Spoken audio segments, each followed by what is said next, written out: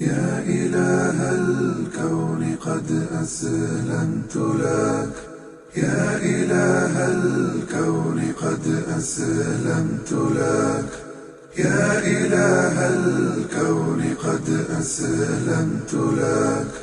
رب فاغفر زلتي ما أحكمك، أبتغيها مدحة طاغية تبهر البدر بليل.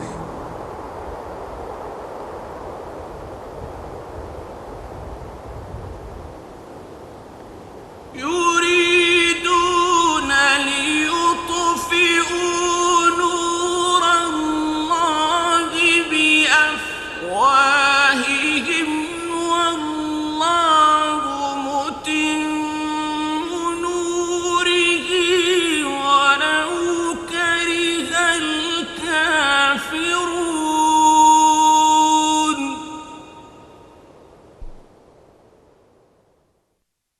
Title of our presentation this evening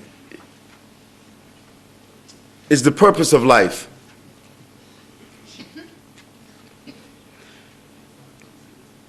And in spite of the fact that I've sort of delivered this presentation in some 37 countries and perhaps maybe 146 cities around the world,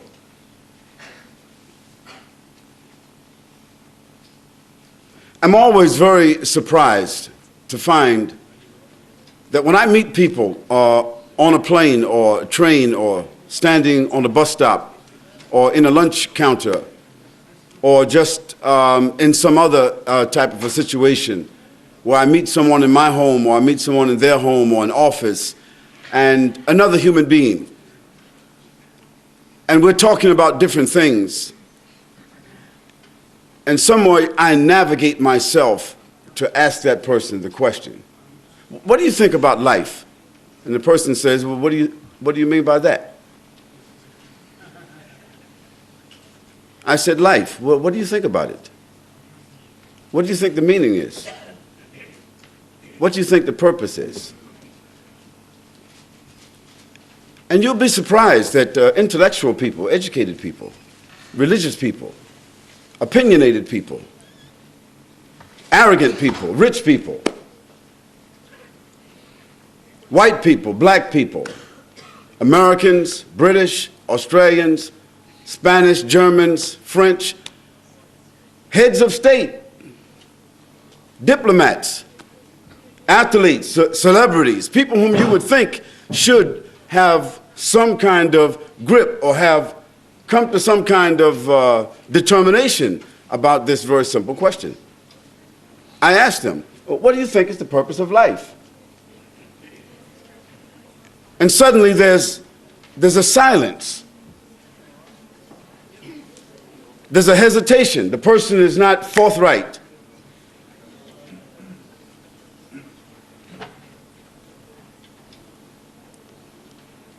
And I always remind myself, and I always remind the person that this is not a religious question.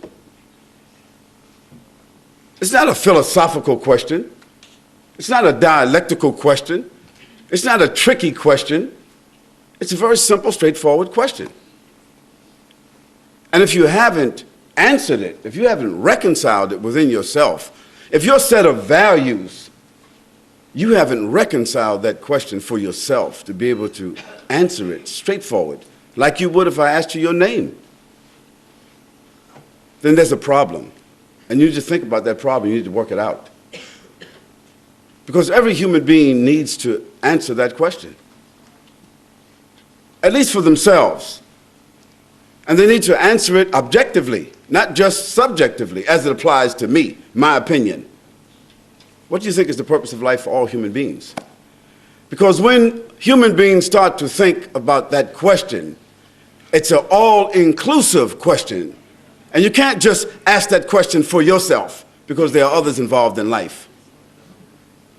And when you start to think about others, other places, other people, other situations, other ideas, when you start to think about the world as it is, not the world as you think it is, you start to change a little bit yourself. you start to move outside of yourself. You start to take in a whole lot of other considerations.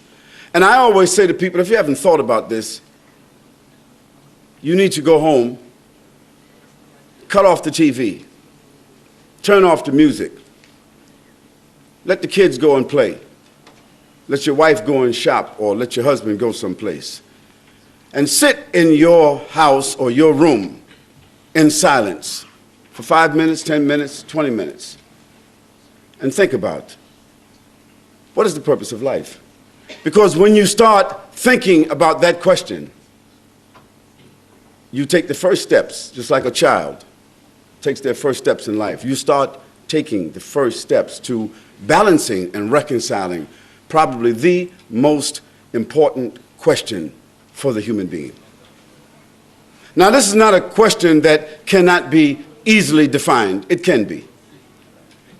If you turn to any one of the many dictionaries that would be available in an institution like this, or a public library, or available in your home or your office, the terminologies have been defined already.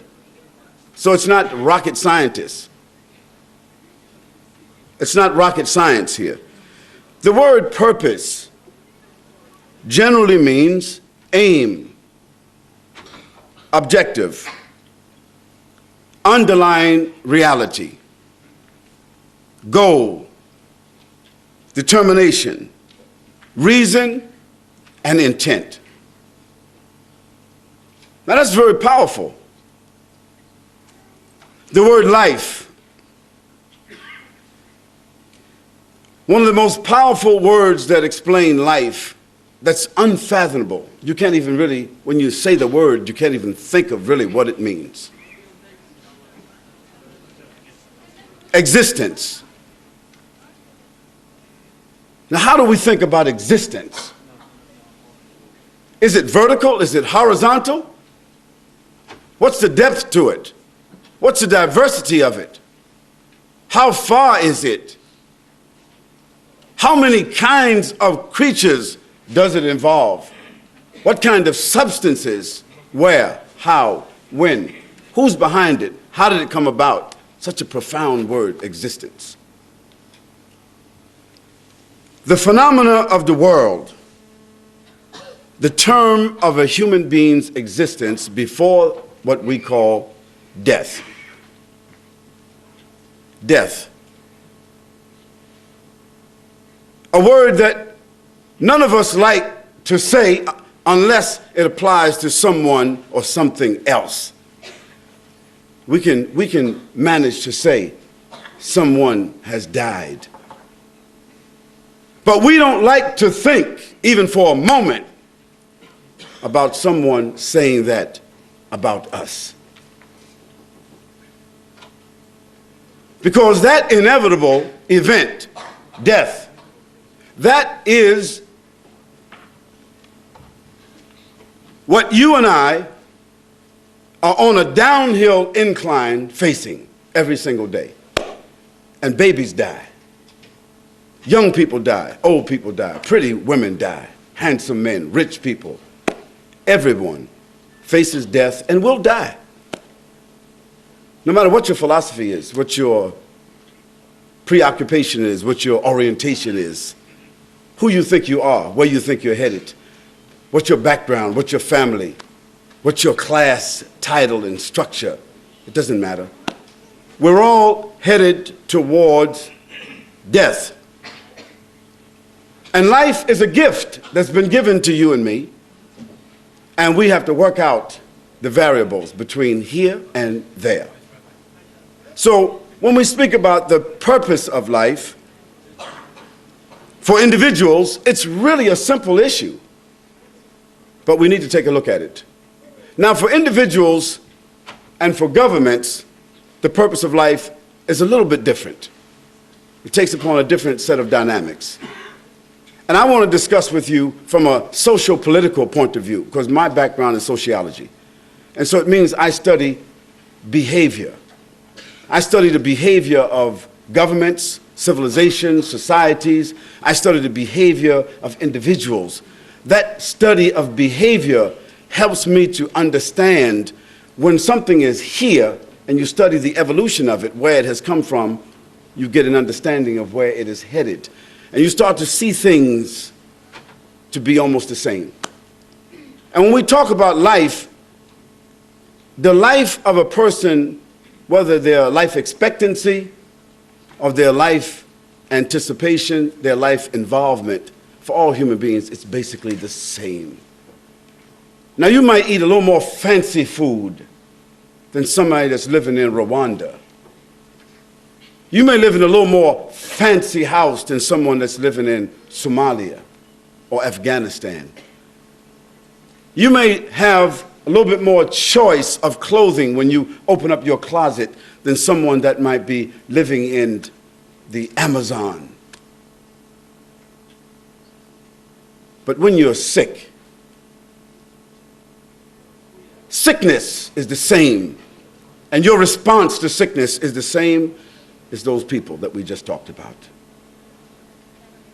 And when you have trauma in your life, tragedy in your life, you respond to it the same as those people. As a matter of fact, when people have been undergoing trauma on a daily basis, they deal with it better than what you and I will deal with it when it comes to us.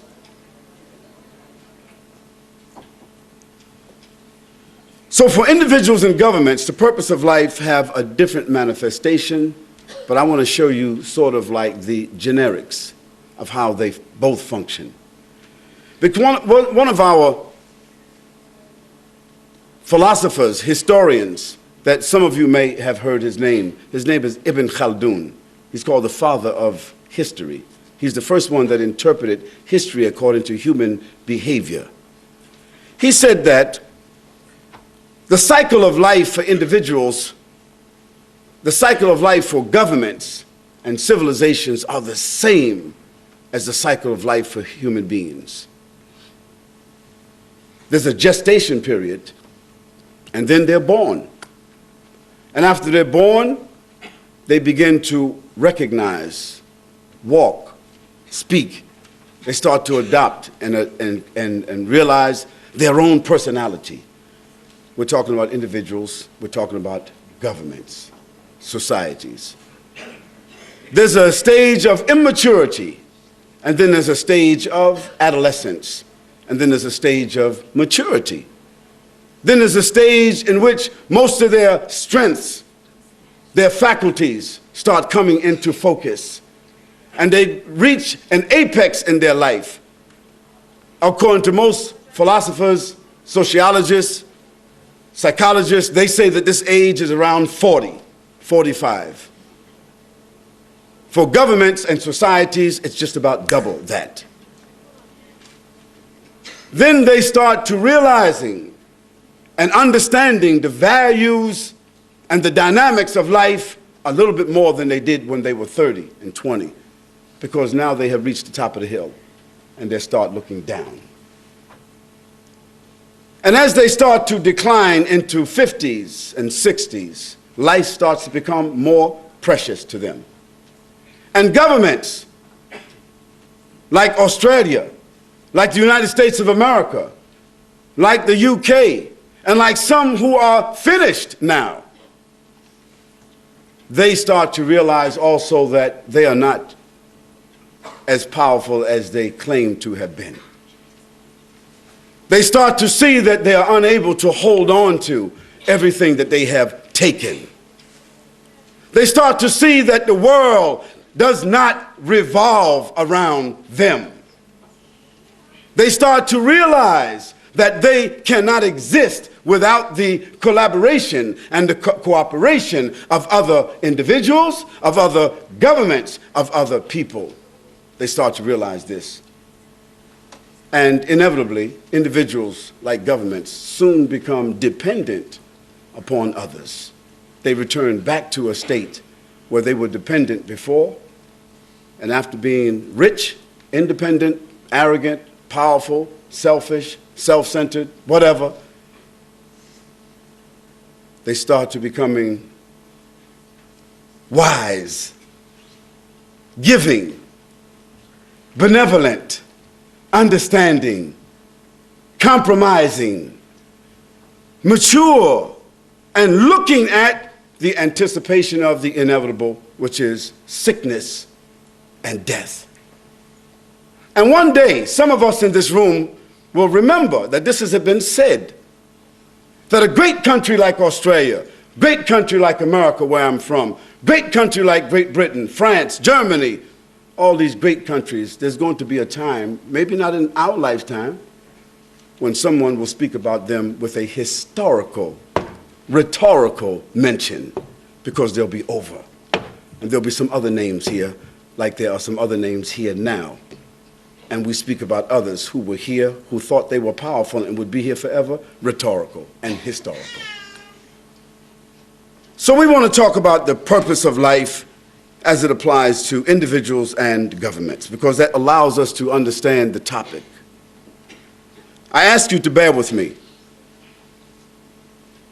because this is one of my favorite discussions. Not because I feel I treat it well or understand it well, but because it allows me as a human being to better understand how to negotiate my own life, how to appreciate my own life, how to appreciate those who are around me, those who may be dependent upon me or those whom I'm dependent upon, those who I interact with on a daily basis.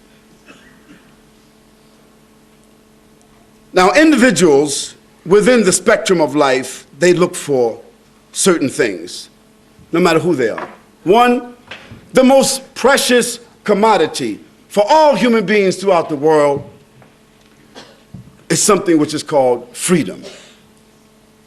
Freedom. And we find that any society that is able to promote itself, able to market itself, and convince other human beings that within their borders, in their land, in their government, freedom and liberty could be realized more so than anywhere else. It's just like being in McDonald's. Somehow or another, if you've got a problem,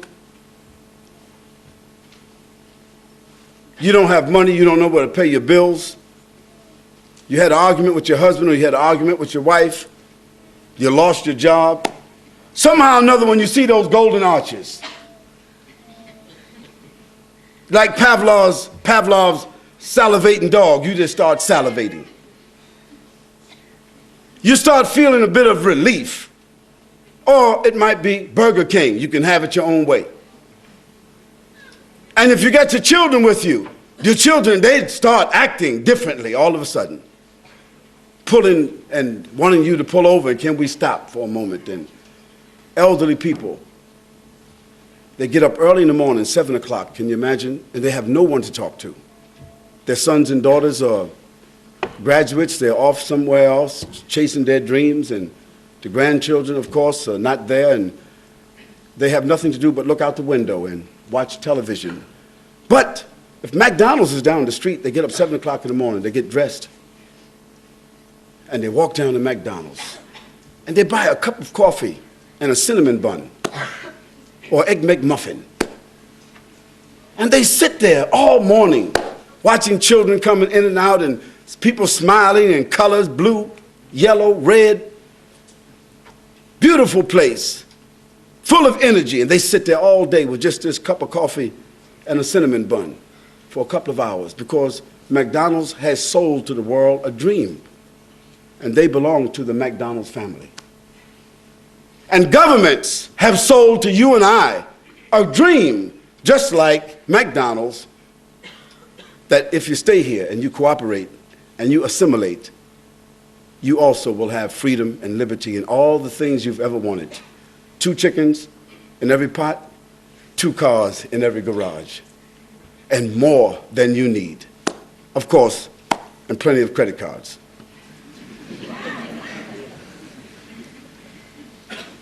But what they don't say, what is the price of this expensive freedom and liberty? The price of it is that you have in your refrigerators, you have in your closets, and you have in your stomach and you have in your houses the share of other people's starvation. That's the price you pay. But because you're watching those commercials, you're constantly diverted from the reality that you have more than your share. But freedom and liberty is what everybody wants. At the end of the day, nobody really wants to fight. Nobody really wants war. Nobody wants trauma. Nobody wants tragedy. Not even the so-called terrorists. They don't really want war or terror. They are using something that we would think to be irrational, frustrated, anger, reprisals, to get, it's like reaching this way to scratch my ear. But because those who have more on their plate than they need, because they have pushed people into corners all over the world, those frustrated people have found there's nothing for them to do, and why not?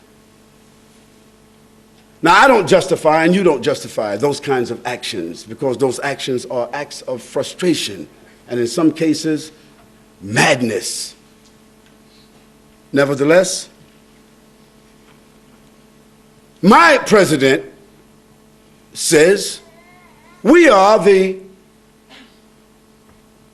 distributors of freedom and democracy all over the world. We market freedom and democracy all over the world.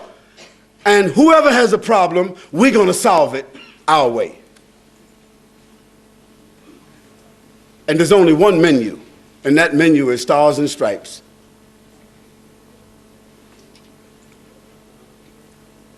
But the fundamental issue is that, whether arrogant or otherwise, human beings claim they want freedom and liberty. And why shouldn't we? No one wants to be a slave of anybody. No one wants to be imprisoned. Nobody wants to be oppressed. All human beings want peaceful coexistence. If I have a neighbor and we disagree and we argue and we throw stones at each other, or we fight, or we throw trash at each other, inevitably, what's needed here is somebody to arbitrate. Because at the end, if there is arbitration, you'll find out both of us really want the same thing. But someone has to arbitrate to let both of us hear the other. Because every human being, whomsoever they are, they really want peaceful coexistence. Because how can you enjoy your life if you've got somebody next door to you throwing rocks, cursing, shooting, threatening? So inevitably, we all need to find ways to have peaceful coexistence. All human beings want self-realization. Psychologists will tell you today, self-realization. That's the height of what every human being wants. Every human being wants to be realized, recognized. And think back for a moment, if you can, when you were in a crib. Now, there's a way that you can be hypnotized and you could do this. But if you can, think, when you were in a crib, you were maybe 18 months, maybe 12 months, maybe 9 months, and you weren't walking yet. And you heard people saying your name, but you didn't know it was your name they were saying. You just, when they looked at you, they were smiling and laughing, touching you, poking you. And every time they said your name and you kind of googly or did something nice, they stroked you or gave you something. So after a while, you started associating that sound with you. And psychologists say this is the first point of self-realization. And from that point, when you go to an interview, did you know that in a professional interviewer, they are told that in a 10-minute interview, they should say your name at least 7 times. Hi, Marsha. How you feel today? Hi, John. How's everything? John, let me ask you a question. Marsha, please let me ask you this question. They're told to say your name at least 7 or 8 times in that 10 minutes because it builds what's called an intimacy, a trust, a bond, because everyone loves to hear their name. If there's anything that we will pay for and incline ourselves towards, it's our name, because our name is the most sacred thing. We have nothing else to be recognized by except our names. That's why the prophet, peace and blessing be upon him, said, when you have a child, give them a good name. Because a good name starts them off with positivity about themselves, self-esteem. That's part of self-realization. Every human being wants to have the opportunity to achieve, to have, to own, to determine for themselves, for their families, whatever other human beings have the right to own and to achieve. This is all part of self-realization. Every human being has principles and values. Jeffrey Dahmer, he had some principles and values. Ask his mother. I listened to an interview with Jeffrey Dahmer's mother. How many people here know who Jeffrey Dahmer is? That's the guy he was eating other human beings. I think he consumed about 17 human beings. Now, that's not cannibalism now, because cannibals, they don't do this objectively. This is a man who's a civilized human being, who made a determination, who had a special fetish to trap, confine, sedate, kill, dismember, and then put them in a jar to be pickled, and then piece by piece over a period of 6 years devour them. And while he was doing that, he was going to work every day, kissing his mother and waving at people going down the street and sitting in McDonald's.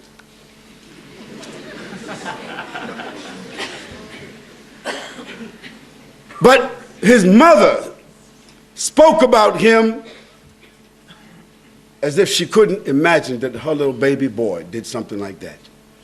Because that's the nature of a mother, to forgive and not to believe that a human being could fall to that depth of disparity and insensitivity for other human beings. But he did.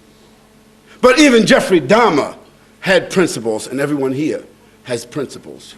Now, you might call it religion, you might call it philosophy, you might call it belief, you might call it convictions. But you do have some principles. And one by one, if we sat down and talked about it, you'll find that every human being has a bottom line for what they believe to be right, wrong, sacred, the limit. That's it.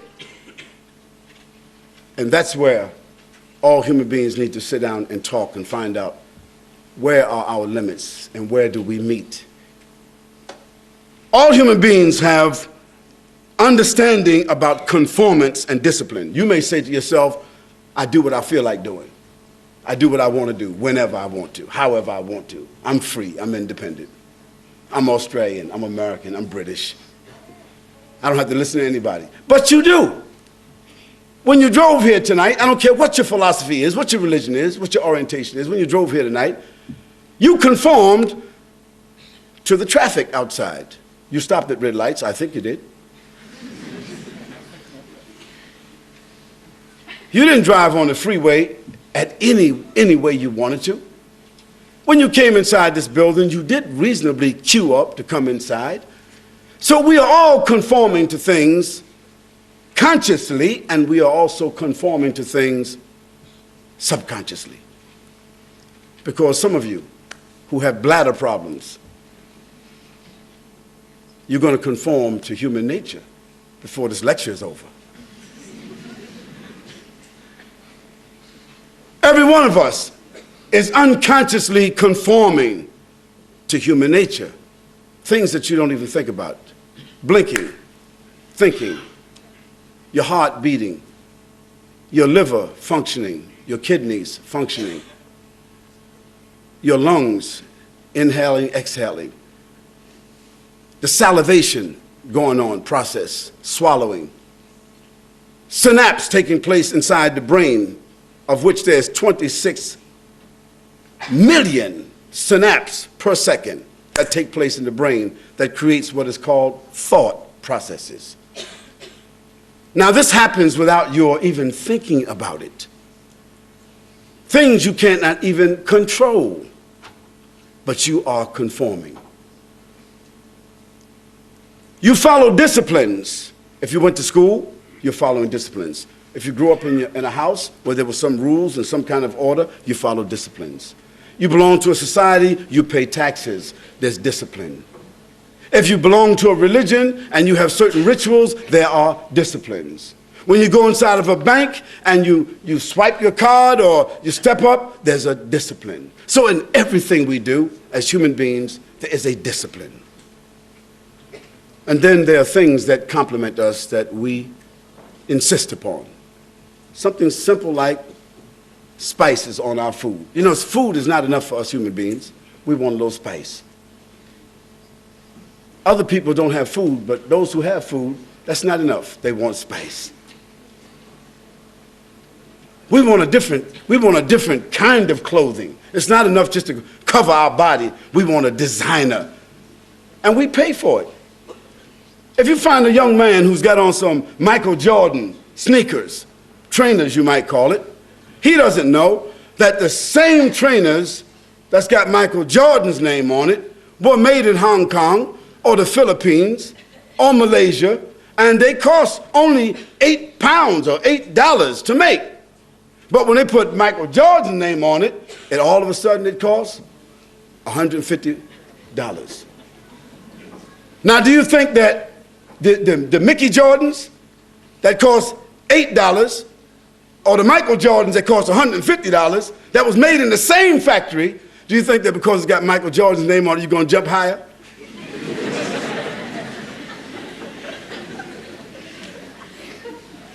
But this is how human beings are. We think to ourselves that the compliment that comes with life, that it increases the benefit. It doesn't. Water is water if it's dirty water or fresh water. You can't live without it. And food is food. And you will eat food out of a trash can if you're hungry enough. And it'll taste just like gourmet food. So here we are, human beings, seeking our freedom, liberty, peaceful coexistence, self-realization, principles and values, conformance and disciplines, things which complement. And I think we're sort of in agreement here. You might say, where's this guy leading us? Where's he leading us? Well, just hold on for a minute. If you came this far, you're already halfway out in the middle of the river. You might as well keep swimming. It's the same distance going back or forwards. Now, for governments, realization is almost the same, but in a different way. We want freedom, we want liberty. Governments want empowerment, and they want liberation. Every single government in this world evolved out of another government. No group of people just came together and found themselves somewhere and said, let's set up a government. No, they found themselves a part of another body. And they evolved, and differences came about, and eventually they said the differences are significant enough that we need our part and they need their part. And if they didn't settle those differences, they entered what was called like a civil war. And that civil war brought about independence for now two parts. Or like America and Great Britain, the daughter left the mother and landed somewhere else where they thought it was India, so they still calling the people today Indians. You know, Christopher Columbus and those guys, when they got there, they found out that was not India. But the arrogance, they still call those people there Indians today. And they said they discovered America. And that's like my walking past your house and just walk inside and sit down. And you come home and ask me, what am I doing there? I said, well, I just discovered your home. So how do you discover a place where other people are living? That's a history lesson. But governments, nevertheless, they want empowerment. And they want liberation. After a certain point, they want to be liberated because that's how they are able to obtain what they call freedom from another government. They want sovereignty. It's not enough that we have an agreement. No. Once the daughter left from the mother, they said, hold up now. The king or the queen keep on asking for taxes, and they're not even here. They're not even giving us anything for these taxes. No, no. No taxation without representation. So they said, that's it. 1776, it was history. America became an independent country, and British had to accept it. And then we could name 15 countries and how they have evolved the same way. Governments, no matter how powerful they are, even my president, he talks like he's on his ranch.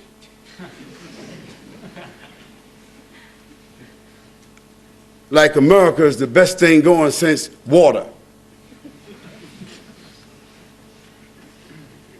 But America cannot exist as a country without the raw materials that it exploits from others.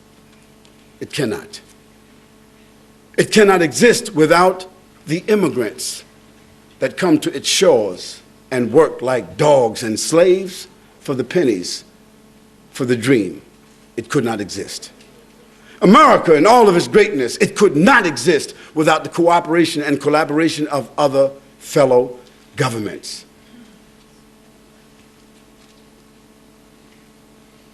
And all countries, no matter who they are, they seek independence. No country wants to be dependent upon another country. Have you ever heard of a country that is willing to accept the dependence on another country perpetually? No. Everyone wants inevitably to become independent and sovereign. Every country has its own constitution and laws. Just like you conform, countries conform. Because without constitutions and laws, what would it be? There would be anarchy. There has to be law. We have to respect law. Law brings about discipline. Law brings about definition. Law brings about order. And countries inevitably set up institutions based on the guidelines of its constitution to provide services and to regulate its citizens. And countries have to have courts to adjudicate differences, problems, issues, conflicts. And countries, societies have their own culture, their own set of ethics, their social political ethos, it's called. And countries, societies seek to take their culture, their ethos, their social political dynamics, their values, and they seek to inevitably dominate other countries, and now, using the terminology globalism, seek to dominate the entire world. Let me give you this idea. Can you imagine that today, the President of the United States, and I can talk about my president, because I'm grateful to be an American, and don't blame me, it's not my fault. I'm grateful to be an American because I was born sort of like in the bottom of the barrel, you can call it. But by the grace of God, being an American allowed me, like other Americans, to make some determinations that allowed me to earn a master's degree, to travel all over the world, to be standing here in front of you, and to have a passport that allows me to move anywhere I want to move. And I take that with full responsibility. And I handle it with responsibility. And I do have a right that if I think that my country is wrong, if I think that my president is wrong, if I think that the policies are wrong, I have the right and the responsibility as an American to say it's wrong. Well, if I had a different citizenship and a different president, I may not be able to say anything at all. So I'm grateful that God has given me this ability to speak my mind, and I do so with full responsibility. Now, when a country, a society, gets to the point where they believe that they have a right to dominate the world in spite of other people's values, to dominate with their products, with their services, with their flag, with their culture, with their language, with their values, with their immorality. This is a sign that this country has become insensitive, has become blind, and it is headed towards decline. It is headed towards decline. And I believe, I'm not making any predictions because I can't, but I think that someone could have spoke to us in 1970 and said that in 15 years, the Soviet Union would be over. But in 1970, nobody said that. Nobody even predicted it. But in 1985, or thereabouts, what happened? The boogeyman, the Soviet Union, the boogeyman, suddenly is just gone. A different name, a different currency. They were the boogeyman, but now they're in bed with their adversaries, sleeping with their heads on different pillows, of course. Who would have predicted that? And so who would think or predict that the United States of America, it may have a different name in 15 or 20 years. They may have to negotiate and create a different name. Who would have thought that all these countries that are part of the European Union would have a need to create a new name because their independent names and their independent currencies and their independent GMP was no longer valuable enough to be independent. And this is the way the world is moving towards globalism. But I was going to tell you that my president has just been named 3 years ago. He's got a new name. He's called the Commander-in-Chief of Outer Space.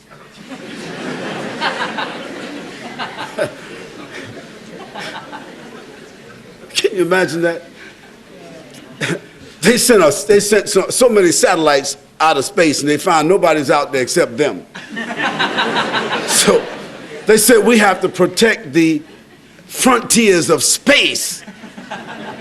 And so to do that, they have set up a new command post in space. And the President of the United States is the Commander-in-Chief of Outer Space.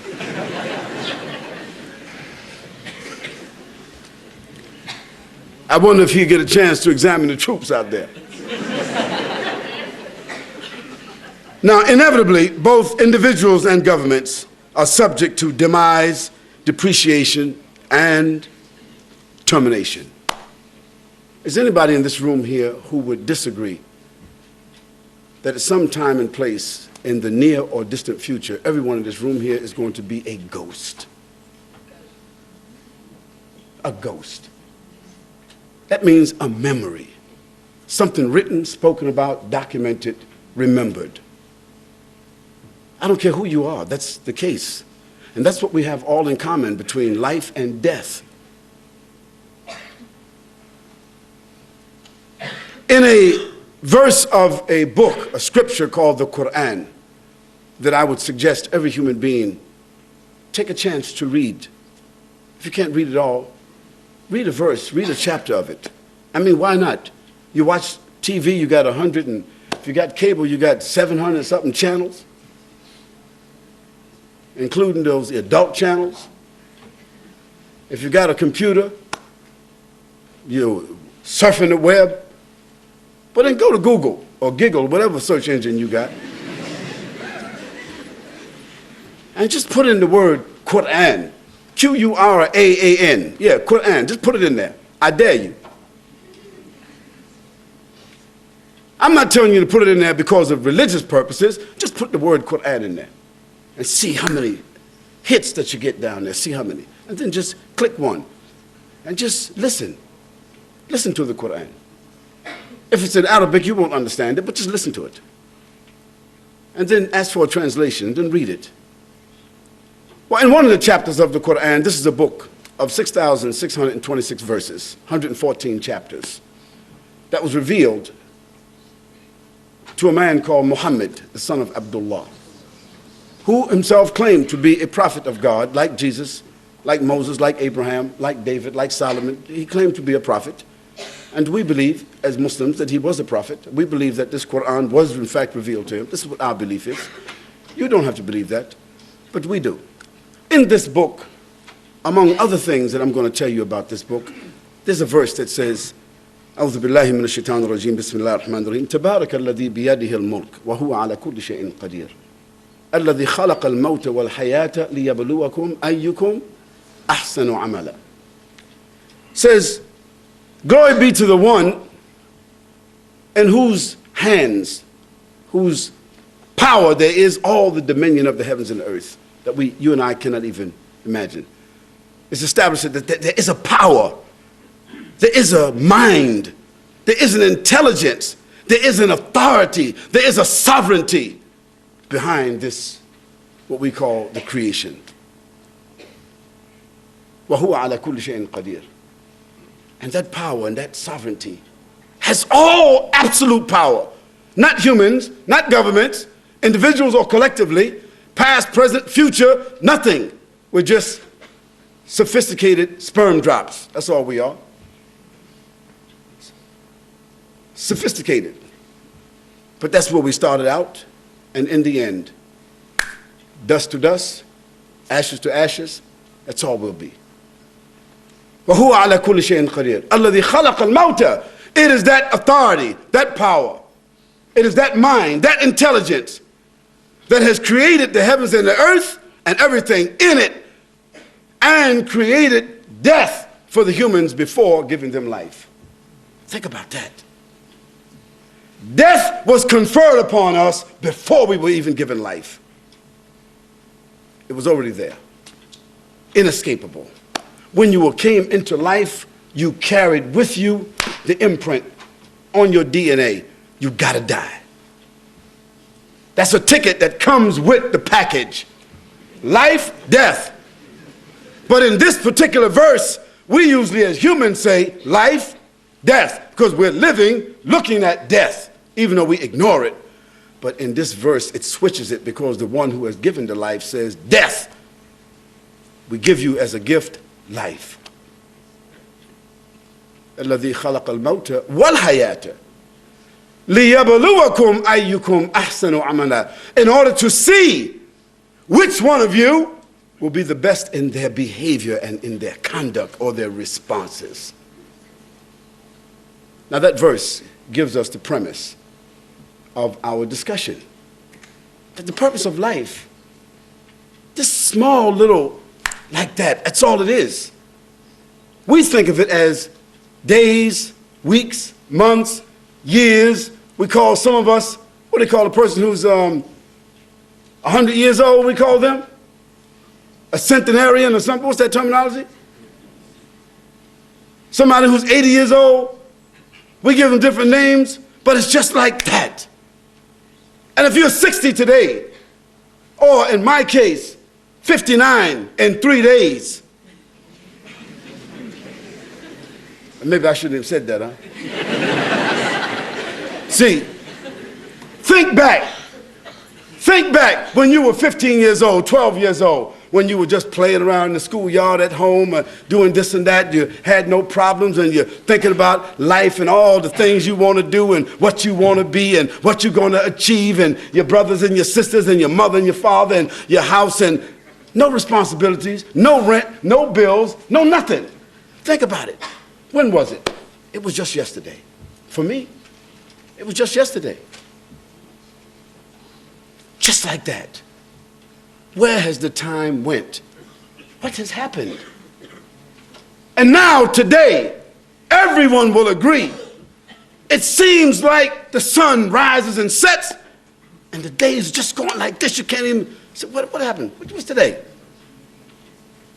He said, today is Tuesday. I said, Tuesday, brother, this is Thursday. He said, what happened? It's time. Because time is nothing but a capsule. Time is nothing but a drop of water on the windowsill, and the sun comes and it's gone. That's time. And that's what you and I have been given. We've been given time. and what you're going to do with this here time. No one, no group has come into being on their own. Is anybody here, whatever philosophy that you have, who can say that, well, I came into being on my own? No, you didn't come into being on your own. You didn't decide to come here. You didn't decide to even be here in this life. You were brought into life. You were conceived by your mother. And if some of you think that you were born by some type of immaculate conception, or even you came through some hallway or something, and even test tube babies, even those babies that are born when people are, those mommy families, you know what I'm talking about. The daddy families who are buying the sperm off the internet and, you know, to have their own nuclear family. Still, they come into life not by their own determination, nor can they obtain or harness the resources which they require on their own. You can't obtain what you need by yourself. Every human being needs another human being. Psychologists will tell you and I that a human being could be given everything, and they have tried it, they have done it. They have taken a human being and asked them, what do you want? They said, I want a house. They give it to them. They said, I want a car. They give it to them. What else do you want? I want furniture. What else do you want? I want money. They give it to them. I want all the things. I want computers. I want stereo. I want wall-to-wall. I want Wi-Fi. I want everything. They give it to them. But then put them in that house and leave them by themselves and say, you can have all of this, but you have to be by yourself. And the person says, I don't care. I'll be by myself. Well, they found out that after 10 or 12 days, the person starts getting lonely. They won't make a phone call. But the agreement is that no contact. So they say, okay. After 6 or 7 days, they start getting a little depressed. They want to see somebody. They want to look out a window and see if they can wave at somebody or something. But they made an agreement. No contact. After another week or two, the person starts getting detached. After another week or so, the person starts becoming severely depressed. And within 30 days to 60 days, the person becomes catatonic. That means they have become virtually mad. The whole systems have broken down only from loneliness. So the human being, even if they had everything in the world, without another human being to talk to, they will go mad. And eventually they will die. From what? We call it heartbreak. Loneliness. No one has complete determination or power over themselves or others. For example, no one here can stop thinking. No one here can stop blinking. No one here can stop their bodily functions. No one here can stop the elements. No one here can stop the immutable laws. No one can reverse the dynamics of time and age. Therefore, all of us are subject to and subordinate in some way, shape, or form. I say to you that if we think about the heavens and the earth, let's think about it for a moment. Let's go macro, and then we go micro. Let's go macro for a moment. Let's go out. The earth is the third planet among, they said, 9 planets. I think they just discovered another planet. In our solar system, the earth is the third planet from the sun. And how many miles are we from the sun? I think 93 million miles or something like that. And the earth is the only planet that has the ecosystems to sustain life. It's the only one. Because if we go to the left, Mercury, it's too hot. We go to the right, Mars, it's too cold. The earth has the only ecosystems that support what we call life. And if there is other human beings or other higher forms of life on some other planets. Only Steven Spielberg knows about it.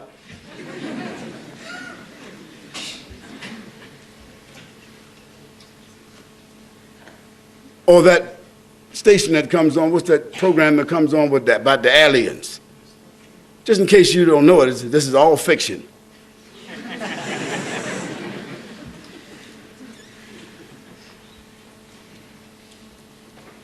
And our solar system has a sun, which is a star. And our solar system is dependent upon the energy of that star. It's called the sun. Yet our sun, with all of its brightness and power, it is one of the smaller stars in the Milky Way. Did you know that? One of the smallest. One of the smaller stars in the Milky Way. And the Milky Way itself has 56 billion stars like our sun. And the Milky Way, as a galaxy, is only one of the smaller galaxies in a nebula. Can you imagine this? And a nebula is made up of trillions of galaxies like our galaxy. And a nebula is only one cluster that we have been able to identify. And Mr. Hubble said, you know Mr. Hubble, he said that he sent out a light 17 years ago. Now light travels at what speed? 86 million miles per second. Okay, add with me.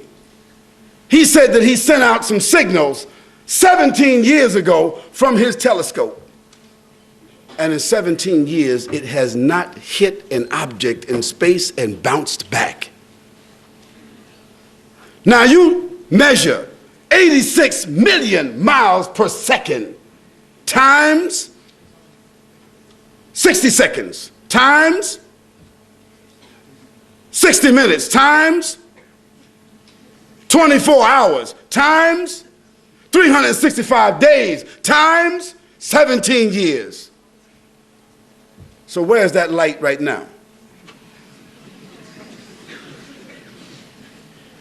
It is still traveling through space where there is order, where there is space, where there is time, where there is dimension, where there is measurement, where there is design, and where there is the evidence of intelligence. Yet that's beyond us. You would agree. That's beyond us. Now let's go inside, micro. The Quran makes a statement. Verily, we have created everything from water. That's what the Creator said in the Quran 1,400 years ago, nearly 1,500 years ago. That every living thing has been created from water. What has been discovered by science today? That everything has in it the basis of water. And what is water? H2O. It forms gas. The universe is a form of gas. And everything is from that. From the smallest thing we can get to, water is there. And inside of a drop of water now, we can go all the way to what is called now, they went past the molecule, past the atom. Now they went into what's called the quark. Can't even hardly say that, the quark. This is a new dimension of measurement. Quark. Now they got micro quark. All the way down to the DNA. Now they can take a piece of your hair and they can find out everything about you through the DNA map. They call it the genetic map. Yet from the micro all the way to the macro, there is what? Dimension, measurement, time, space. Intelligence. It suggests that there is a designer, a sustainer, because how is all of this being sustained? How is it being sustained? It suggests that there is also a controller. It suggests that there is a power, a supreme power. There's a higher knowledge. There's an ultimate source of accountability. To think otherwise would be to be absurd, impractical, arrogant, or to the point of ignorance. We all seek careers, undertakings, projects, marriage, education. We enter contracts, we make commitments, which we look for results. I mean, most of us do. We expect consequences, rewards, benefits, accounts payable and receivable. In every company, there's a manager or an owner. In every government, there's a king or a sovereign. In every family, there are parents, at least there used to be. One of whom is ultimately responsible. Then how can we think that this complex and sophisticated universe, this earth, and all of the ecosystems, and all of the creatures, which are countless, how could they be the result of disorder and unaccountability? How could we think like that? There is a purpose in life. There is a reason in life. There is a responsibility, and there most certainly is accountability, and that only stands to reason. Now, all of this rhetoric was to establish in everyone's mind that we're all on the same page. I know we're all on the same planet, and we're all here, but we want to be on the same page that there is a reason.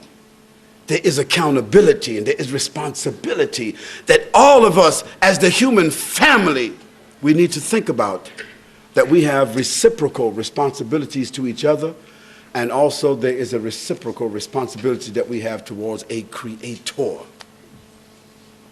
Now you call it what you want. Call it life force, call it power, call it supreme mind, call it God, call it the creator. Nevertheless, all those names would be proper to describe the one, the power, the creator, the force that sustains, that controls, that designs, that is responsible, and that has given to you and I this gift. And you and I, all of us, we are beneficiaries. That's what we are. Human beings, we are beneficiaries. And we are benefiting from something that we did not pay for. You didn't pay for anything. You didn't pay for your eyes. And you think about the human camera. You could not produce it if there was any instrument in this world that humans would want to create. It would be the eyes. They cannot.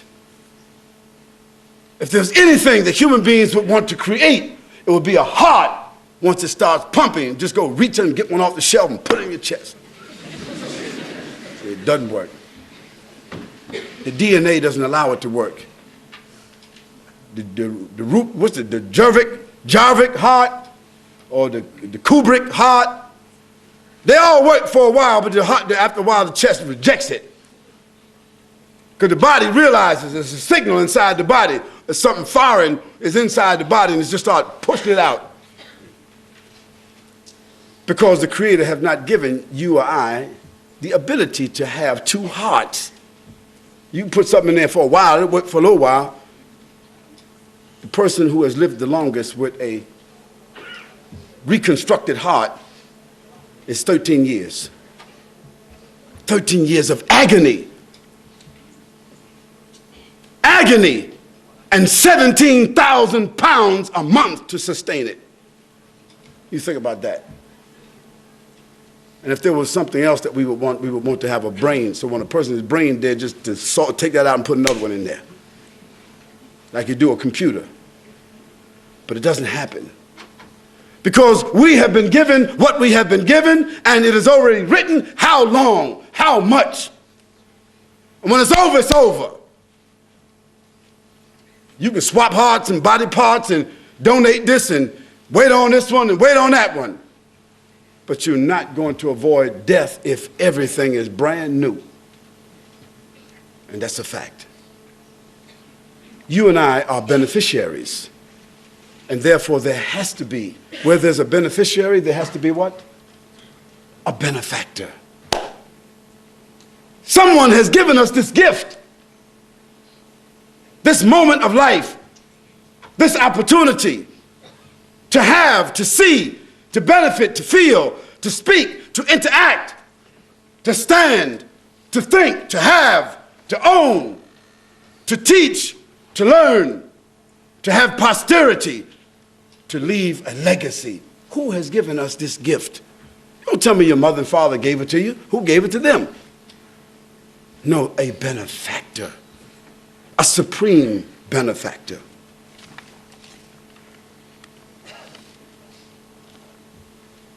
There is an owner, in fact, that controls, sustains everything in the heavens and the earth.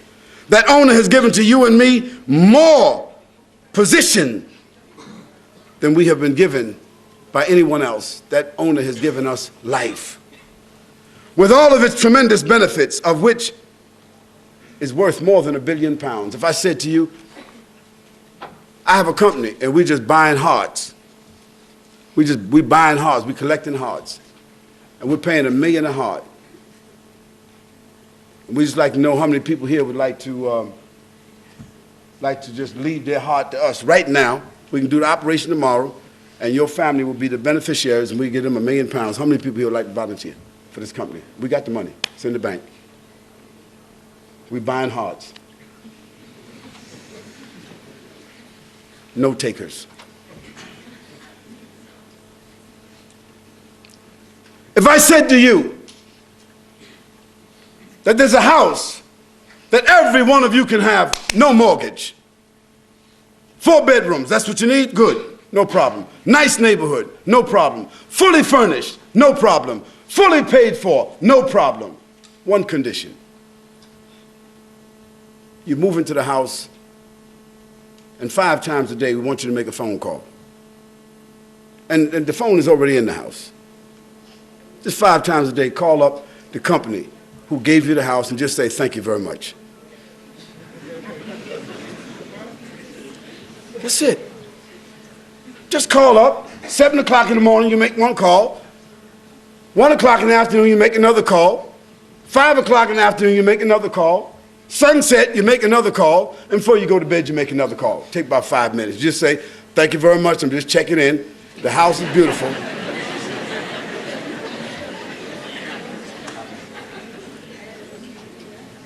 And there's no rent. No rent. Just call in on a regular basis and be grateful. And take care of the house. And take care of the house. And if somebody comes by and they just want to spend the night, they're hungry, give them whatever they need and let them keep going. Is that reasonable? How many people say that's reasonable? See? Everybody. There's no trick here. I'm not trying to trick anybody into anything. This is not a game show. I'm not going to say, come on down.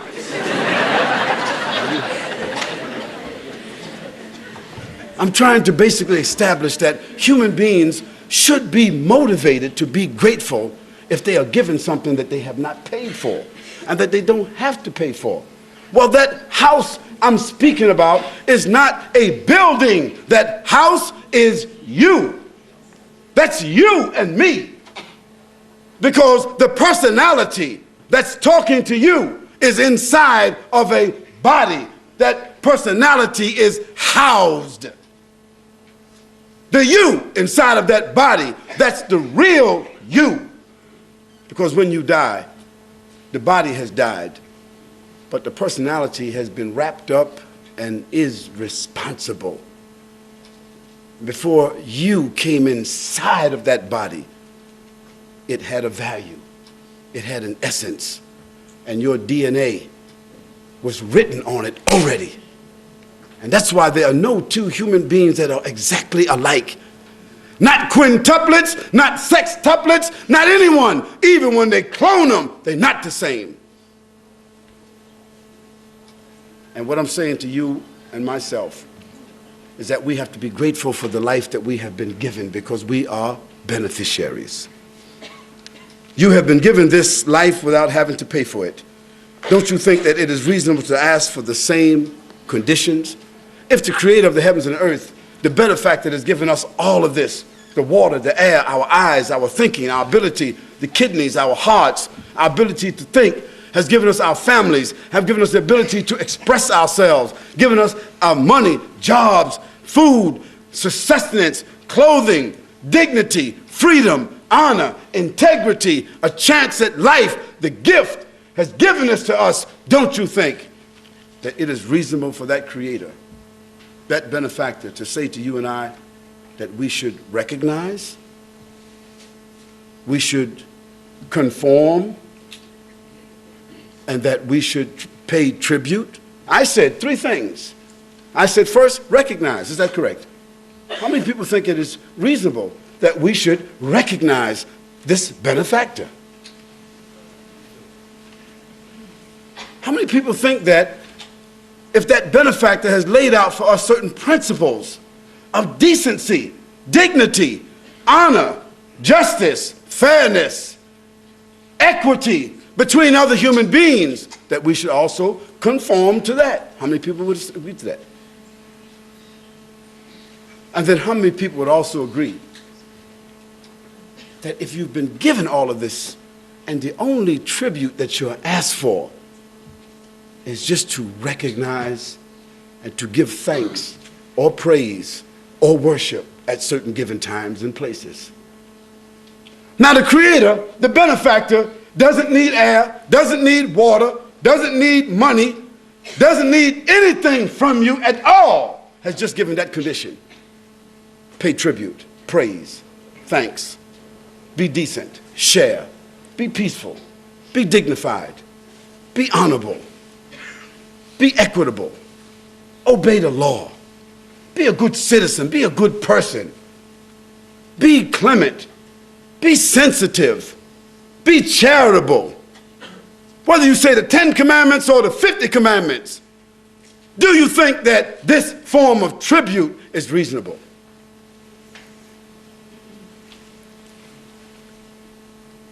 Well, this is the purpose of life, to come to that conclusion. If we all as human beings came at least to that conclusion, this is not necessarily a religious conclusion. For me it is. It might not be for you. It might be a philosophical one. It might be a practical one, a logical one, a rational one, a scientific one, a dialectical one. But it's all the same if we all agree. If we all agree as human beings, if we reach the same point, we can call it what we want. That is the purpose of life. And if we all recognize that when we leave this room, we will become a better human being, because we will see our neighbors differently. We will see the people that we employ differently. If you're a teacher, you'll see your students differently. You're a parent, you're going to see your children differently. If you're a child, you will see your parents, your family members differently. If you're white, you will see black people differently. And if you're black or brown, you will see white or yellow people differently. And if you're a man, you start to see women differently. And if you're a woman, you see men differently. And if you're not married, you start to see marriage as an institution differently. Why? Because you start examining things from a point of its purpose, its intent, its benefit. And we're all people of self-interest, and there's nothing wrong with that. We shouldn't feel bad about using others or being used, as long as no one is being abused, isn't it? I don't mind being used or using you, as long as there is no abuse. Because that's what life is about: reciprocation, give and take, respect, honor, decency, toleration, patience. And so there's a statement. There's a statement that we make, and it's called, there is none to be recognized, none to be conformed, none to give tribute to except the Creator, the benefactor. That's a simple statement. Now you can make it in your heart, you can make it in your mind. You can say it as a religious or philosophical statement, but nevertheless, you got to come to grips within yourself. If there is a benefactor, and I'm a beneficiary, and I have received this gift of life and everything that's in it, I should recognize, I should conform, then I should give some form of tribute. And I ask, how many people would agree that there is no one more worthy to recognize, to conform to, no one more worthy to give tribute to than that benefactor? How many people would agree to that? You see. Now there are people agreeing to this that are not Muslims. And I'm asking the Muslims, when I ask this question, you keep your hands down. Because you have, from a religious point of view, accepted that. And I'm not asking this from a religious point of view. I'm asking it from human being to human being. So I ask the question again. How many people in this room would accept that as a beneficiary, I should recognize that benefactor, I should conform reasonably to that benefactor, and I should give some form of tribute to that benefactor for what that benefactor has given me in this gift of life? How many people would accept that? The Muslims, please hold your hands down. You see?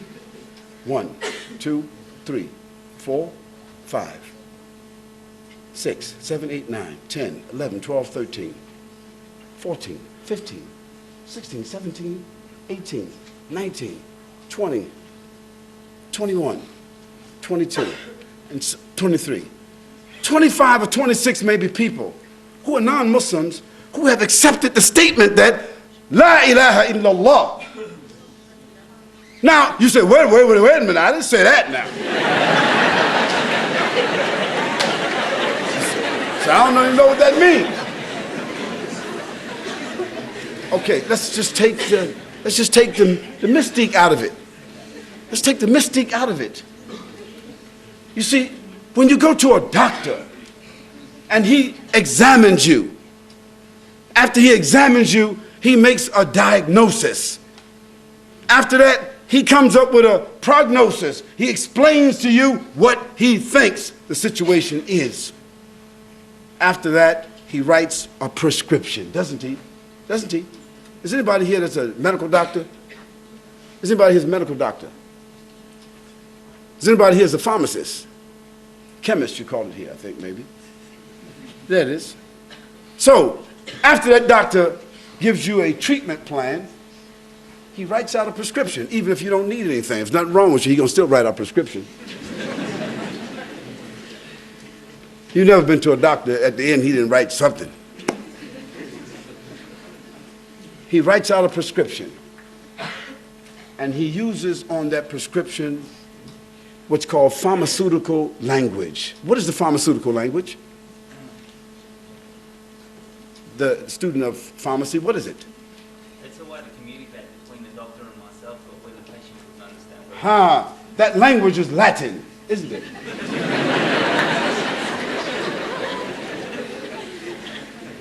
See? The chosen language of pharmacology is Latin. And as he very aptly put it, it's a way that the doctor communicates with the pharmacist in which the patient would not know, because it is a special relationship. He writes out a prescription. That pharmacist reads it, interprets it, and then gives it with a prescription drug or a generic one. Is that correct? Then he puts on the bottle, the pharmacist, the chemist. Take this after every meal, 3 times a day, so something. Then there's going to be a pharmaceutical name, which can be identified with that, with contraindications on it, right? Well, what I just spoke to you about, you accept it. Because as human beings, it's rational, it's reasonable, it's practical. It's not religious. But then I gave it to you in the language. You said, wait, hold it now. Well, La ilaha illallah is a statement that means there is none to be recognized. No one to be conformed to. No one to pay tribute to, except the benefactor, the creator. That's all it means. And there are 1.5 billion people in the world, Chinese, Egyptian, African, Asian, German, French, American, Canadian, Australian, Indonesian, Malaysian, South African, anywhere there are human beings, there is some of those human beings that say La ilaha illallah. 1.5 billion people in the world, 1 out of every 5 people openly say La ilaha illallah. And La ilaha illallah means that there's none to be recognized, no one to conform to, no one to pay tribute to except the benefactor, that supreme power, the one that has given us this gift of life. You say Almighty God, you say the Creator, we say Allah. Doesn't matter. All those are proper names. The bottom line is, when you establish your relationship with that benefactor, you start to become a different human being. Because now there are some rules. There's a rule between you and that benefactor which you need to look into. There is a relationship there in case you don't know it. When a man gets married, this beautiful woman he always wanted to marry, or the lady, she gets married to this handsome man she always wanted to marry. Well, after they throw the rice and, and eat the cake and split the cake and go off on their honeymoon or honey sun, or if it lasts for 3 days or 7 days or whatever it is, at a certain point, they start looking at each other. The lady, like, what do they say? Where's the beef? You know that commercial. The woman, she want to know this guy is still sleeping in the bed every day. He ain't getting up. So what's going on? I mean, the honeymoon is over, sweetheart. I mean, it's like the promises that you made, the bread and butter on the table, all these, these things we talked about, the house and the car and the kids and, what's going on? Why? Because we have a right to expect that from this relationship, there are some reciprocal responsibilities. And the Creator, the benefactor, has a right that between you and the Creator, there are some reciprocal responsibilities. You have been given, we have been given, and we also should be fulfilling our end of it. And what can we do except recognize? And what can we do except conform? And what can we do except be grateful as human beings? That's all we can do. When you accept that, you start to develop a responsibility of performance, quality assurance, fulfillment between you and that Creator, you and that benefactor. It's like when you get a house, you start to polishing and cleaning that house and clipping the hedges and mowing the lawn and doing all kind of things that everybody do in a new house, right or wrong. You get that brand new car, all of a sudden you out washing it every day, vacuuming. But if you got an old car, you don't be washing it at all. See, it's a human being. Because it should be reciprocation. Then there is also the issue of how does this feeling that you have, these principles that you have, how does it affect your relationship with other human beings? Because if you say to me that you got a relationship with God or a benefactor or a Creator, but it doesn't reflect your relationship with human beings, I say to you that you need to re-examine that relationship. Because it's the relationship that you got with the Creator, the relationship you got with a benefactor, the relationship you got with the bank doesn't allow you to get along with your neighbors. You need to look for a different neighborhood. You need to think about a different life. Because when you have a good relationship, a sound relationship, a fruitful relationship with your benefactor, with God, with the Creator, with yourself, it should reflect sound relationship and beneficial relationships with whom? Other human beings. When you find a human being that is insensitive, angry, insensitive, transgressing, cursing, having nothing good to say, we should feel bad about that person because they cannot feel very good about themselves. And they cannot have a fruitful relationship with or even recognize a Creator. So the purpose of life is for you and I to use this information to develop a fruitful, beneficial, strong, comprehensive relationship with our benefactor, our creator, and through that, to recognize what laws, what principles, what covenants, what sensitivities, what virtues, what obligations do we have as human beings to respect each other and to reciprocate to each other, and how that goes into social reciprocation and values. Dear brothers and sisters and guests, such is the purpose of life, to recognize that there's a source and an ultimate power that has authored the entire creation, to show our gratitude to that creator and owner for the many resources which we have been provided, to conform to the rules of decency, morality, and what is known to have been legislated by that sovereign benefactor, to establish a clear relationship of accountability with that creator and that benefactor, to subsequently adopt a posture of worship, obedience, and tribute, to do all that is necessary to morally interact with all other human beings and creatures so as to develop harmony, peaceful coexistence, mutual benefit, and decency. And finally, to anticipate a final meeting and an assessment with that sovereign.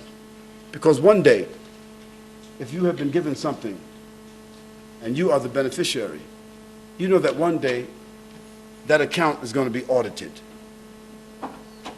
No one should ever think that they've been given something and minimally it's not going to be audited. What you've been given, your life, is a gift, but there is going to be an audit. There's going to be a day, a time, when all the accounts will be balanced out. And everyone here that is a business person knows what a balance sheet is. You know at the end of the year, you've got to balance things out with the government. You know you got to work things out with your wife or your husband. You got to work things out with your neighbor, with your fellow human beings. And inevitably, before you die, you want to work things out with God. Because if you don't, inevitably, even if you didn't even believe in the benefactor, if you're not keeping account, you know that the supreme intelligence of that benefactor has been keeping account.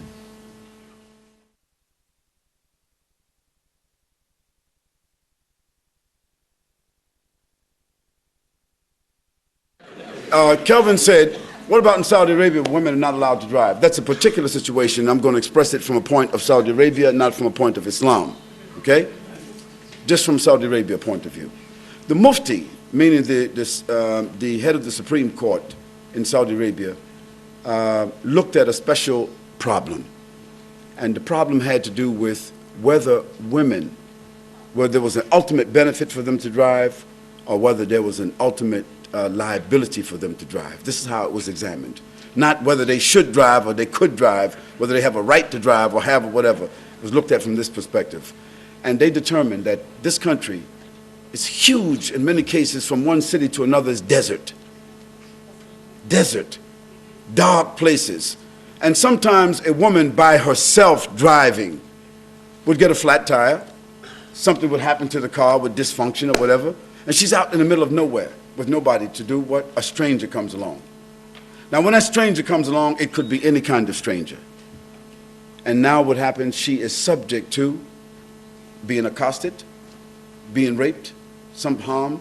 And if nothing happens, he changes her tire, he fixes. But some people roll by and see that man in her car or bending over or whatever, and they get back to her family and her town or her village. And because of their customs, it is said, we saw your mother, we saw your sister, we saw your wife on the road with a strange man. That woman's reputation may be damaged irreparably. Now, it is part of their custom that a woman's reputation means more than anything else. And so that Grand Mufti said that what we want to do is, if a woman wants to drive, she can get a license, but we want her husband or her brother or her family members to chauffeur her wherever she needs to go so that she would not be subject to this kind of situation. And that is the real issue. Now, not living there, a person wouldn't know. You would think that, well, they can't drive. That's not the case. We look more to the reputation than we do just simply allowing the woman to drive, and then what happens? They endanger themselves. And now we can see here in the UK, we can see here in the Western world, for instance, how many rapes do you think take place a week? Not inside the home, but out when a woman is traveling from one point to another. How many rapes do you think take place? I'm a sociologist. If you don't know, I can give you the statistics. The statistics are, in the Western world, that there are 496 rapes that take place every week of women who are by themselves and they are accosted or they are raped or taken advantage of simply because they're by themselves. Now, I'm not suggesting that a law be enacted in the Western world like in Saudi Arabia. I'm saying that we need to look at that issue. Maybe we men in the Western world, we need to chauffeur our women. Well, that's another question, Calvin. I won't give you.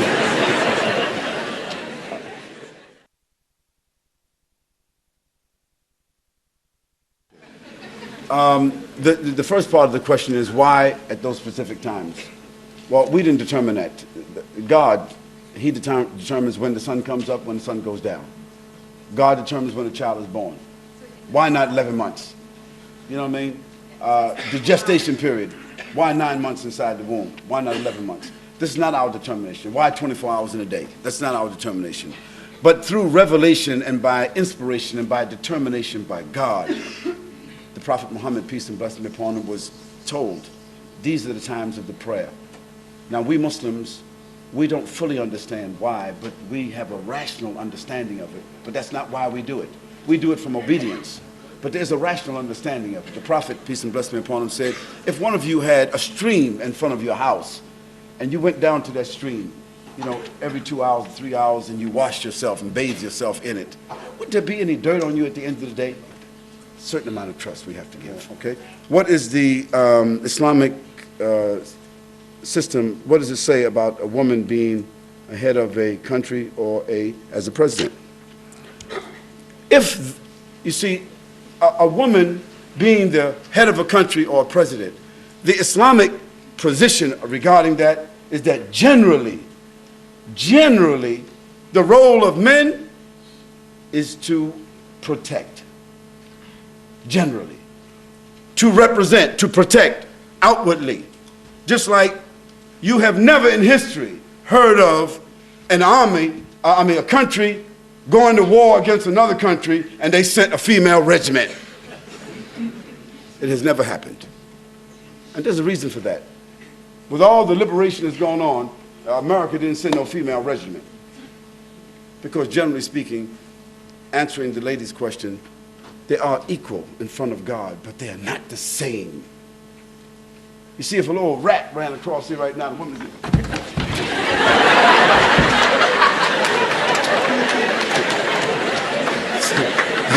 if it was a man, it's right or wrong. It's psychological. When a woman sees a rat or a mouse, she's just a different response. A man, he wants to shoot it or kill it. So, the Creator who has made the human beings knows the psychology of women. He understands the anatomy of women. He understands the physiology of women, the sensitivities of women. And so, generally speaking, the Creator has said to us that men should be the maintainers, the protectors of women and children. But now, if there are no such men to do that, then yes, women can lead. They must. And so it's unfortunate if we find a Muslim country that don't have any capable men to lead. It's not because women cannot lead.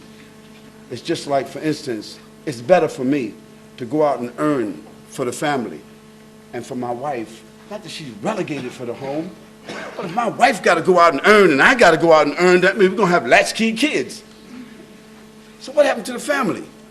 And what has happened to the family in the Western world? McDonald's, Burger King, what was the other? Pizza Hut and all those kind of places, they have destroyed the family. Because the family doesn't sit down anymore and have a meal together. They don't eat breakfast anymore. They don't eat dinner anymore. And there's no more extended family. It used to be the grandmother and the grandfather, the mother and the father and the children, the grandchildren sitting all together, exchanging values, evaluating what about the homework, what about this, what about that. Now, mom, she's out on her job. She's driving and she got her boss and her career, and daddy, he over with his career, and children got their career, and grandmother and granddaddy, they in an old age home. So the whole idea in Islam is that someone has to protect the sanctity of the home and the family. Now, we don't think that's the issue of just putting on an apron and being somewhere just in the kitchen cooking. Someone has to educate the children, maintain the values of the family, keep the time and take care of the home, make sure that everything that we're working for is taken care of. And the woman is able to do that. I'll tell you this here. I never really appreciated my mother until I became at least 40 years old. Then I understood my mother. And I never really understood birth and what a woman has to go to until I saw 4 of my children born through cesarean section. I was there. So I understood the issue of a mother to a certain extent. And so what Islam says is that the challenge of a woman, the responsibility of a woman, the realm of a woman is to educate the future leaders of the world. And all prophets had mothers. And so this is what we say. That women have their stations and men have their stations, but generally the station of men is outward and the station of women is inwards, although that could be changed. I'll take one more question, I think, because we are beyond our time. It says, is it true between each prayer, if you have done or said anything bad, you are forgiven from each prayer? It all depends upon the level of what you've done. You know, you can't kill somebody and think that because you prayed you have been forgiven. You can't steal from somebody and think because you prayed that you are forgiven. And debts are not forgiven by praying. If you owe me money before you pray, after you finish praying, you still owe money. But if we're talking about things that you have done between yourself and God, words that you shouldn't have said, things that your eyes looked at you shouldn't have been looking at, places you went, things you may have done that only God knows, or prayer helps to strengthen you to correct certain things. You see, arrogance sometimes keeps us from saying, I'm sorry. But when you go and pray, you can be done with that arrogance, and you can go to a person and say, pardon me, I'm very sorry, would you please forgive me? So prayer is to develop humility. Prayer is to develop strength. And yes, from one prayer to the other, it helps because, think about it. If a person prays 5 times a day, and a person think about fornicating, committing adultery, or robbing a bank, and they just got finished praying the morning prayer. So they start planning this bank robbery. Or they call up the lady, or the lady call up the man. They want to meet together. So they said, where should we meet? Oh, well, let's meet after lunch. Well, lunchtime is door time now, prayer time. But she said, well, before we go have this little meeting that we're going to have, let's pray door first. Pray that. So, okay, we prayed. So then we had a meeting together. So where are we going from here? Well, we should go to your house or my house. Well, we got to pray that afternoon prayer now. So we pray the afternoon prayer. So where we going? We'll meet at your house. So what we going to do? We take a little drink and we start getting smooching and whatever. So, oh, well, it's the sunset prayer. No, it's not going to happen. So the whole issue of the prayer, the Prophet, the Quran says, Inna salata tanha anil fahsha wal munkar. Is this correct? Verily, the prayer is a preventive deterrent against human tendencies towards doing what's wrong. And so the whole idea of the prayer is that nobody is registering that prayer except God. And in your own conscience, because your conscience is the best policeman. When you build up your conscience, you build up the best deterrent for anything in the world. You'll pay your debts. You'll honor your word. You'll speak well to your neighbors. You'll talk to your children correctly. You'll have better relationship with your wife. Why? Because in your mind you have developed morality. And the whole issue of prayer is morality and good behavior. the Prophet ﷺ said, verily I have been sent to perfect good manners and good behavior. So if a person prays all day and night, but you don't see no change in their morality, their prayers is not answered. It doesn't mean anything.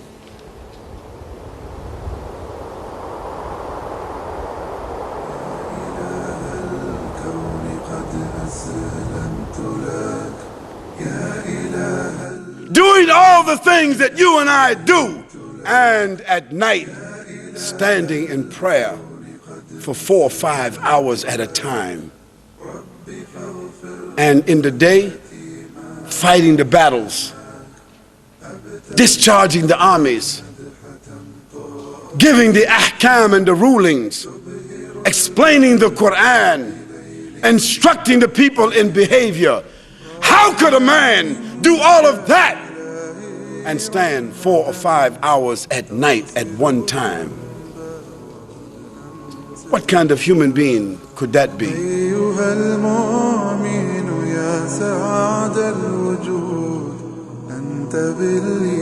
And let me tell you, after Christopher Columbus came back and claimed that land for King Ferdinand and Isabella, they sent more ships.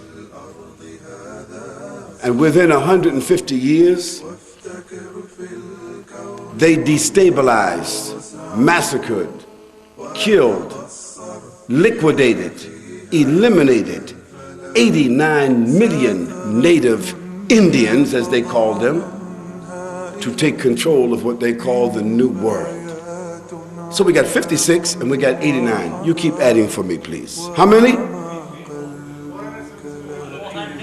487 million.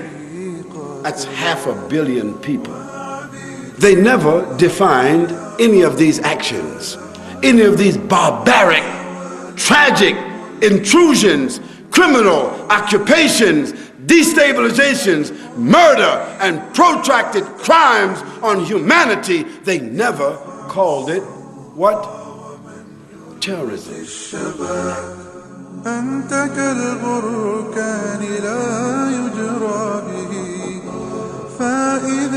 It's unbelievable how a concept could be forced on the world with their eyes wide open, and all the lives, all the time that people go to church, read the Bible, talk to their priests, their leaders, themselves around the dinner table, pray to God with their eyes open or closed, and don't understand the Trinity, and they accept it, that it's simply a mystery that cannot be explained. The Islamic position regarding that is that generally, the role of men is to protect. Generally. To represent, to protect outwardly. Just like you have never in history heard of an army, a country going to war against another country and they sent a female regiment. It has never happened. And there's a reason for that. With all the liberation that's going on, America didn't send no female regiment. Because generally speaking, answering the lady's question, they are equal in front of God, but they are not the same. You see, if a little rat ran across here right now, the woman...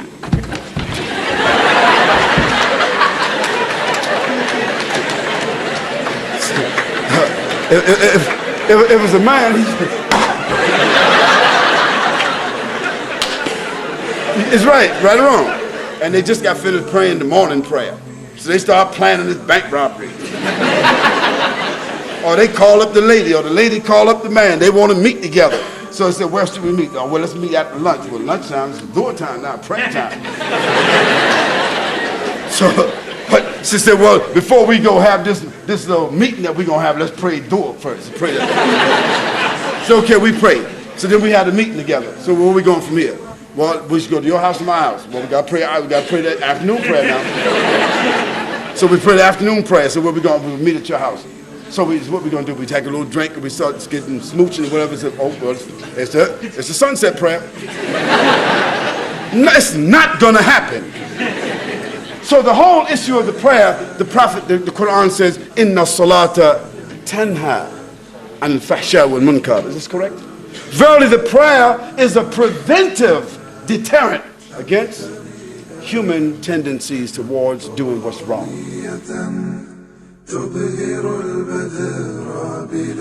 And one day she wake up and she puts on niqab and she puts her full clothes on. No more lipstick, no more perfume. She doesn't talk to the men. She's not working anymore because she understands to keep her haya, to keep herself. She stays home and take care of her home, and her husband says, "What's happened to you?" She says, "Yesterday I read an ayah in the Quran. I read the hadith from the Prophet ﷺ, and it made me cry and to think about my religion, and I'm not doing that no more." And so he said, "Then I don't want you. You have become extreme." So she have now become stranger. Alhamdulillah. If he leave her, we ask Allah to give her another stranger.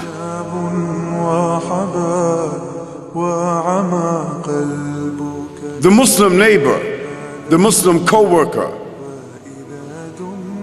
the Muslim colleague, they are the ones that are blocking the way for people understanding Islam, because people are getting confused.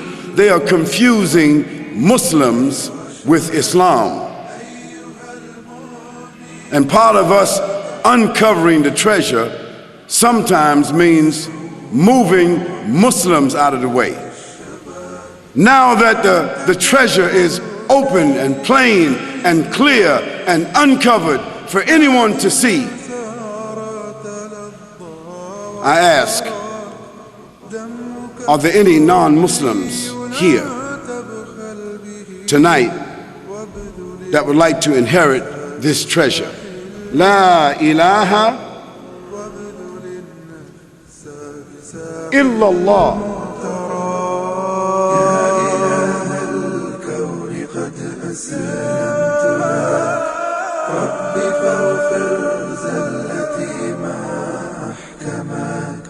أبتغيها مدحة طاغية تبهر البدر بليل محتلك راجيا منك إلهي رحمة تغسل الذنب